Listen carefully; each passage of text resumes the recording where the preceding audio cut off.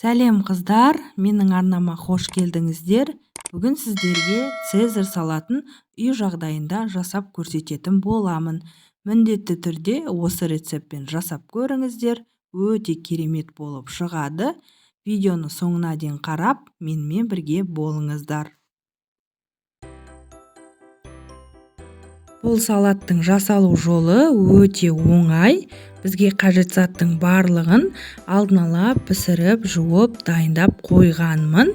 Керек заттың барлығын описанияда қалдыратын боламын. Ең алдымен бізге пекинский капустаны турап алу керек. Оны қатты бөлігінен ажыратып қойдым, яғни тек жапырағын пайдаланатын боламыз. Оны кіші қылмай, үлкен қылмай, орташа көлемде кесіп аламыз, және де үлкен ыдысымызға салып, салатымызды біртіндеп жинай берсек болады. Ендігі кезекте қызанақ, оны да дәл видеодағыдай орташа көлемде әдемілеп турап аламыз. Барлық керек затты дәл видеодағыдай турап шығасыздар.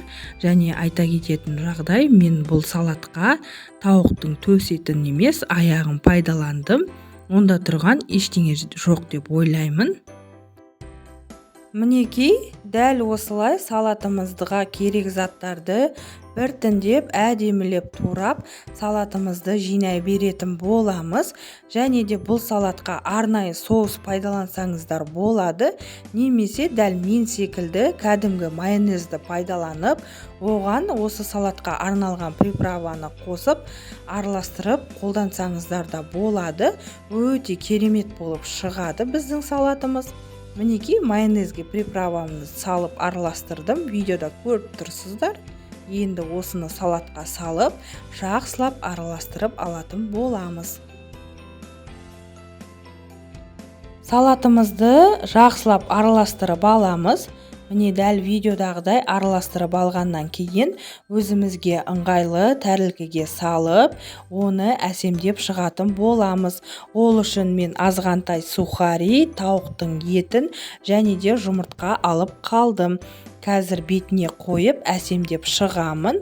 Және де бізге сыр қажет болады. Оны теркіден өткізетін боламыз. Осымен біздің өте керемет әрі дәмді салатымыз дайын. Сіздер де жасап көріңіздер. Видеоны соңына дейін қарасаңыз, менің арнама тіркеле кетіңіздер. Сіздермен бірге болған салтанат. Назарларыңызға рахмет. Астарыңыз дәмді болсын.